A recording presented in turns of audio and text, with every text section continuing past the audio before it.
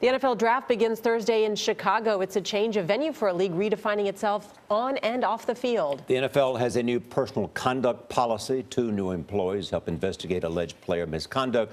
As we reported, a federal judge last week approved a concussion lawsuit settlement. It involves more than 5,000 former players. The deal is expected to cost the NFL more than $1 billion over 65 years. We spoke with Commissioner Roger Goodell. He says the league is simply trying to move on. Can you measure over this last year how much the game in the NFL representing the most popular sport in America, what the damage was to the reputation of the NFL? Well, you start with the fact that we have a very high standard for our own conduct, the way we handle things, and we didn't meet that standard. Wait, how didn't you meet the standard? We didn't meet the standard because we didn't get it right. Very simply. We didn't have understand the the dimensions of the issue and didn't make the wrong decisions when you were faced with choices. And we didn't have the right policies in place, and we didn't have the right people, and we were relying on the law enforcement to make our decisions for us.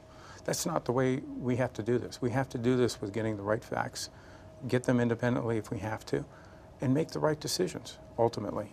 While people may disagree about a suspension being 10 games or 9 games, the NFL is setting a new standard. We're doing what our fans expect of us, and I think the general public. Those changes are starting before this season kicks off. This month, an NFL investigation found defensive end Greg Hardy had assaulted his then-girlfriend, a violation of their personal conduct policy. Even though criminal charges had been dismissed, the NFL suspended Hardy for 10 games without pay. We met with Greg Hardy several times. We also had some what I would call aggravating circumstances where you had weapons involved. You had hands to the neck area that was problematic for us. And that's what we ultimately need, are the facts, and then we can apply our policy. Our policy is not the same as a criminal standard. It's a standard that says if you violate our personal conduct policy, you're subject to discipline. Where are we with respect to concussions today? Well, we've made significant changes to the game at the NFL level, which I think have impacted all levels of the game. We've had a 25% reduction in concussions just last season. There are better processes in place with our medical personnel to identify the injury. But we are preventing these injuries through rule changes, through equipment. How would you appraise the settlement that was made? Well, it's something that we thought was important to do because we want to make sure that the players who may need help, may need assistance, or their families get that as soon as possible. Rather than litigating this for years and years, we have a fund that's available based on need. But many former players object to the settlement's definition of need. They say they're suffering from illnesses not covered under the proposed agreement. About 200 players have opted out. And if you look at the number of opt-outs we had on this, it was less than 1% of the total retired who opted out of players the settlement. Who opted out. And that number is going down dramatically.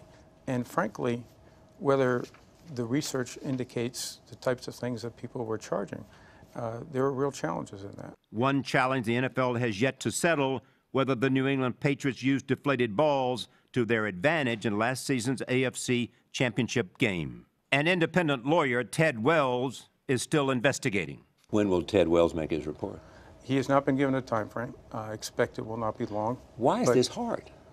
Well, I think it's hard because you want to make sure you have all the information. Well, again. I mean, it's not. Well, it's not just it's whether one, the balls one game, are properly it's one game, one ball, one. Well, the question is, one of the things that he would be asked to look for, was it just one game? Is there any suspicion that it wasn't one game? There's no suspicion of anything. What we're trying to do is just make sure we're thorough. The most important thing here is, was there a violation of the rules? And if so, how did that occur? When do you expect him to report?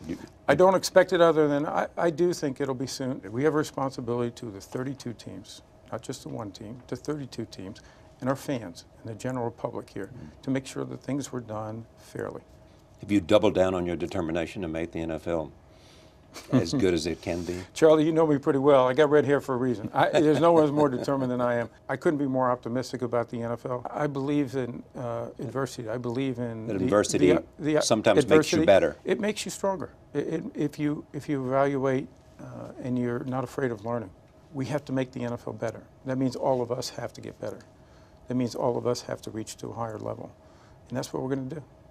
I asked him, Nora, would you answer any of Nora's questions in that famous interview differently today? He said to me, "You've probably read that transcript more recently than I have." But I assume the answer is mostly no, because we know that the former FBI director came in and did an investigation, could not find any evidence that the tape was there, and certainly not that he'd seen it. That's right. That's right. And they've made some real changes. I've talked to people at the NFL in terms of dealing with domestic violence. And there's a woman named Lisa Frill who's really there investigating these things. And the important point is that they're going to investigate them regardless of what law enforcement did. Yeah, I thought that was a really important point. He's making it clear there's more work to do, and he's on top of doing that work. Yeah. And Thursday night football is back. Patriots versus... I got to go back to one more question, but I just said, how about Monday, Tuesday football, Tuesday, Wednesday? He said, no, we have enough. We have enough.